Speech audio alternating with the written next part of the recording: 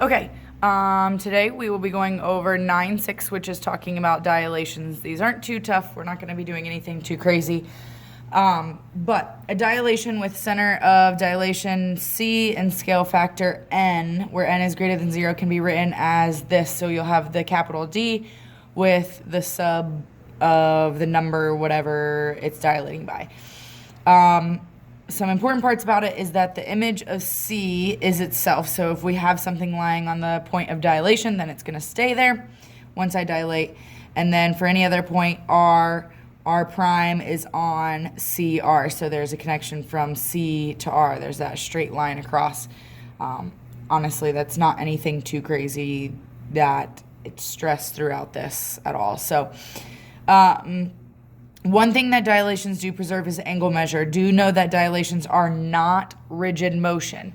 Okay, so they preserve angle measure, but they do not preserve distance from P to R is different than the distance from P prime to R prime. So that's one thing they don't preserve. So the next part, it says the scale factor N of a dilation is the ratio of the length of the image to the corresponding length in its pre-image. Here's the important part, with the image length always in the numerator. So that means the resulting size, the resulting distance is always in the numerator, the top of the fraction. For figures shown on page 587. So here's what they're saying. Your resulting image CR prime over CR. R prime P prime over RP. It's a resulting image on top. A dilation is an enlargement if the scale factor is greater than 1, and it's a dilation, it's a reduction if the scale factor is between 0 and 1. So it's some kind of fraction less than 1 but greater than 0. So here's some examples. An enlargement of a scale factor of 2 would be from ABCD to A prime, B prime, C prime, D prime would be 2 to 4. Okay, and then a reduction would be shrinking in size. EFGH would be E prime, F prime, G prime, H prime. Reduction of 1/4. So for this first example, you're looking for is dilation of JKLM onto J prime L, so on and so forth. An enlargement or a reduction. First off, you have to decide that. And then what is the scale factor N of the dilation? So then you have to decide how much is it dilating by.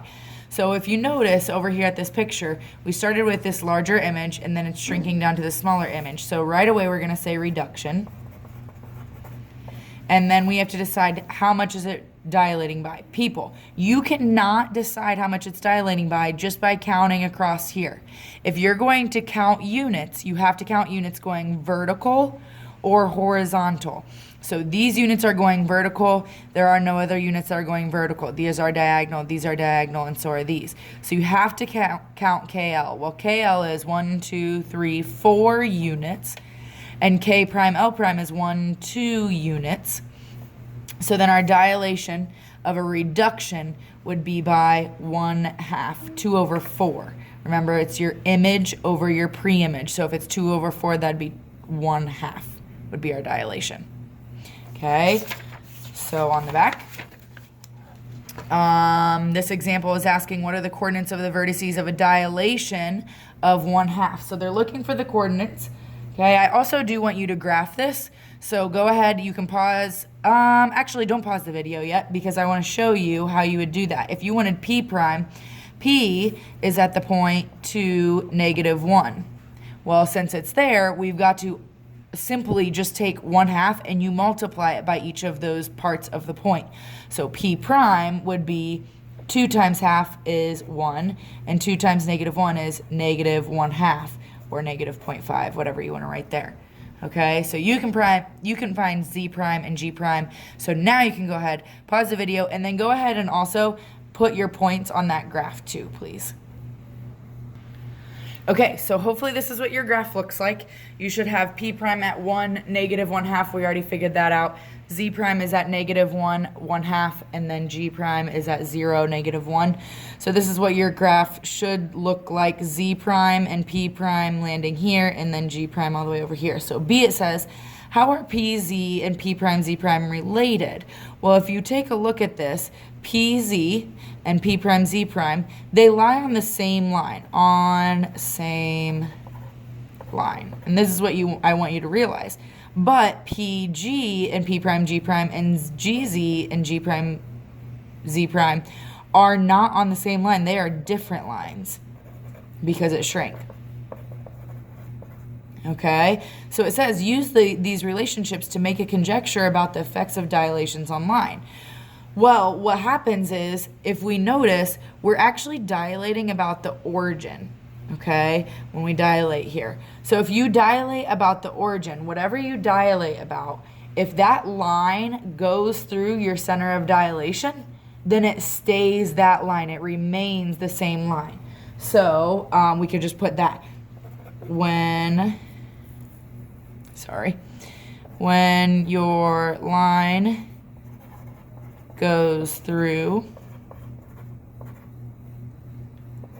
center of dilation, it stays the same. If not, your line moves. Okay, so that's what I wanted you to notice about that, because GP doesn't go through the center of origin or center of dilation, which is our origin, and neither does ZG. It goes outside of that, and then ZP goes through the origin, which is our center of dilation, so it stays the same line. Okay, so the next example, you should be able to do this by yourself. It says the height of a document on your camera screen is 20.4 centimeters. So that's just like if you opened a Word document and you're zooming in and out and you're at 20.4 centimeters. When you change the zoom settings on your screen from 100% to 25%, the new image of your document is a dilation of the previous image with scale factor 0.25. What is the height of the new image? So if I started at 20.4 centimeters and I changed it with a scale factor of 0.25, so times 1/4 or times 0.25, they want to know what is the new height of your image, and that is going to be, when you type into your calculator, 5.1 centimeters. So that one's pretty simple there.